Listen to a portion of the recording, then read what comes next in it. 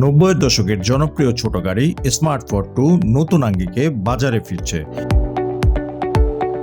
Beijing auto শোতে সম্প্রতি এর নতুন প্রোটোটাইপ #2 উন্মোচন করা হয়েছে। 2019 সালে মার্সিডিজ বেঞ্জ এবং চীনের গিলি অটোমেকারের যৌথ উদ্যোগে নতুনভাবে পথ চলা শুরু করার পর ব্র্যান্ডটি আবার তাদের আদি ক্ষুদ্রাকৃতির গাড়ির ব্যবসায় ফিরছে। চলতি বছরের শেষ নাগাদ এর উৎপাদন শুরু হতে পারে। গিলি এই প্রতিষ্ঠানের অর্ধেক মালিক হলেও নতুন এই গাড়িটির নকশা করেছে মার্সিডিজ বেঞ্জের গ্লোবাল ডিজাইন টিম। স্মার্ট #2 গাড়িটি লম্বায় মাত্র 109.9 ইঞ্চি, যা বর্তমানের ক্ষুদ্রতম ফিয়াট 500e গাড়ির চেয়েও প্রায় 33 ইঞ্চি ছোট। এর আকৃতি অনেকটা পুরনো স্মার্ট 4 মতো, যার চাকাগুলো একদম কোনায় ঠেলে দেওয়া হয়েছে এবং সামনের অংশটি বেশ ছোট।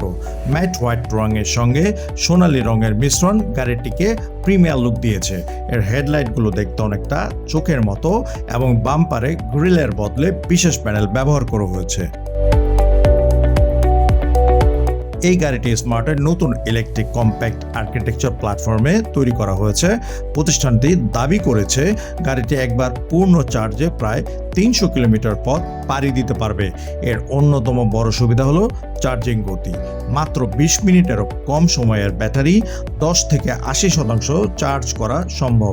এছাড়াও এতে ভেহিকেল টু লোড প্রযুক্তি রয়েছে, যার মাধ্যমে গাড়ি থেকে ল্যাপটপ বা ওভেনের মতো বাহ্যিক ইলেকট্রনিক ডিভাইসে বিদ্যুৎ সরবরাহ করা যাবে। স্মার্ট #2 এর উৎপাদন সংস্করণটি চলতি বছরের অক্টোবরে প্যারিস অটো শোতে আনুষ্ঠানিকভাবে উন্মোচন করা হতে পারে। বর্তমানে স্মার্ট ব্র্যান্ডের অন্য গাড়িগুলোর নামকরণের ধারা বজায় রেখে এর নামও #2 রাখা হয়েছে। গাড়িটিতে আধুনিক LED পিক্সেল ডিসপ্লে এবং চামড়া তৈরি বিশেষ ডোর হ্যান্ডেল ব্যবহার করা হয়েছে।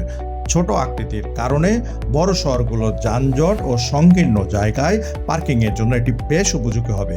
তবে স্মার্টের সাম্প্রতিক অন্য মডেলগুলোর মতো এটি আপাতত যুক্তরাষ্ট্রের বাজারে যাচ্ছে না, বরং ইউরোপ ও চীনের বাজারের উপরেই বিশেষ গুরুত্ব দিচ্ছে প্রতিষ্ঠানটি। নতুন ও সাশ্রয়ী এই ছোট ইলেকট্রিক গাড়িটি যে গেম চেঞ্জার হবে তাতে কোনো সন্দেহ নেই। কার ডেস্ক, মাল্টিনিউজ 24।